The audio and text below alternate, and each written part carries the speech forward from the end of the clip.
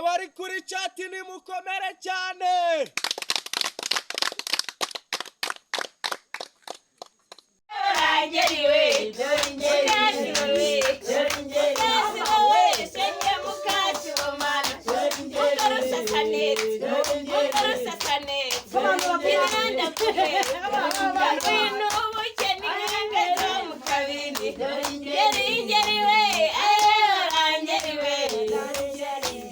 Mama shenge kujya barawe ndamugaya ngapfundikije intumane ndamugaya nk'intumane y'amabara ndamugaya Yesu Mva bro kankubazo gatoya ngumbaze ngaho mbaza nditeguye aho kukatanama ubundi ko buri gitondo nkubona uca hano ukora akahe kazi cyangwa se uteka umutwe mu isoko ko mbambona n'ibishatu ba uyambarishije ntazi ko nuko binameze hako mbwira ukora akahe kazi bundi reka mbanze nkubaza ukorera ikihe kigo kugira ngo ngenzure umva nkubwire this way niyo niwe ntiviranga ndizamukiye nifite gahunda zanjye urahamagaza ubundi uranshaka iki urambaza ndashaka kumenya urubyiruko ko badushishikariza gukora we nkaba mbona buri gitondo ucaho wiyambarishije ubuntu bw'ubukuteri wirukanka ujya mu isoko uhafite inzu uracuruza wapi urukora iki nicyo nshaka kumenya ngo urubyiruko badushishikariza gukora hanyuma se aho uba wicaye aho uri gukora mba ndi gutekereza ku mishinga nzakora ngo gutekereza imishinga gemba myigiyemo uzitutuna amafaranga tugura ayo wamenya kubera ko nta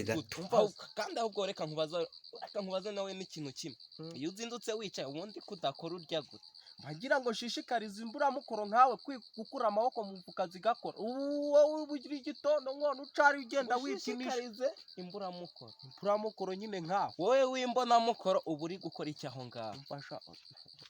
umva bro wasubiza ikibazo nakweshe ukareka kujyana mu magambo menshi uri umwarimu wanjye urambaza ubundi unsubiza ndagusubiza ikibazo nka cyakoze cy'amagambo ufite ngereka icyo ukora ntabwo wakwigisha wowe n'ubuteka amaguru se wapi n'ubuteka amaboko se reka da n'ubuteka ikibuno kuko nicyo wirirwa wicaritse hari ushobora kutazi gahunda inyicarika hari yuro gahunda ikwicarika hariya rero niyo nshaka kumenya niyo nanjye ngiye kukubwira uri umupolisi se mbere yuko uyimbye cecekanye ikubwire cyangwa se uyiro oya di buretse gato kura amaboko mu mufuka tugakora urumva iyo ni ingingo ya mbere urayumva neza iya kabiri kwanza kuramo bino bikutera iya kabiri buri wese akaba ijisho rya mugenzi wiwe urumva iya gatatu rero ni nanakomeye mwe mutajya mushyira mu bikorwa urumva no kutuza wabona umuntu mugenzi wawe arimo ayoba ukamuyobora ukatumva peti ngwino nibyo rero nge mba ndi yobora umuvuko uko ntushoboye kuyobora wowe Yesu ariko ubu ndereka nkubaze nanjye akantu kamwe kambaza nkande kushinzwe ibyo ngibyo kwaba bishinzwe bahembwa wowe uhembwa nande ikihe kigo shareka nyine nkwereke ngewe ukuntu mpembwa kubera akazi n'urukundo ngewe mba nerekanye ibyo bita impuhwe sinzi niba ubizi kubisamo ugirira impuhwe abatazi gusabye wowe ahubwo reka nkubwira wowe ushobora kuba uri inkorabusa uri inkorabusa ushobora kuba utazi icyo nkora agaciro gifite urumva agaciro gifite ni akahe reka nyine ariko ngiye kukubwira ntugahite uvunika ngo wibaze ibintu byinshi mba ndi hano kugusobanura buri kimwe urumva iyo mbonye igisambo ubonye nibyo ubundi unyita igisambo nkaka none wiyambariye tega amatwi shanga usobanura aho ubusambo n'ibyo buri gitondo hemba buri gitondo nkubona uca hano urumva mbona ncaha ngaha nkubona uca kandi nta kintu ukora kandi niwize dore rwose amashuri yo ngenda nayakubwira je narize amashuri arenze 5 gereka nandi 5 yo kuminuza ubusambo bwanjye kugira ngo nge mbasha kwiba abatagize icyo cyoroshye urabyemereye kuri nako nakazi wowe udakoze wabaho wese yakureba akahita kubona kuko dore ibintu mu gitondo saa 12 mba nicariye hariya urumva nimugoroba saa 12 niho mpahaguruka ako buri segonda mbona usirikira nimba buri gitondo rero na nimugoroba nkubona ucana usirikira buri segonda nta segonda ryacamo nakonye ucaro kandi nkabona wambaye neza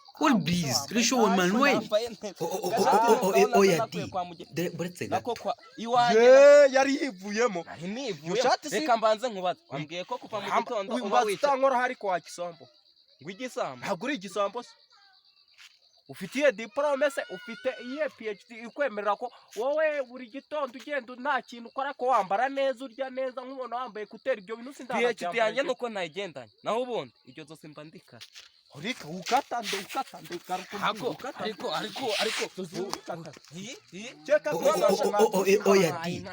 Baretse gato. Isambo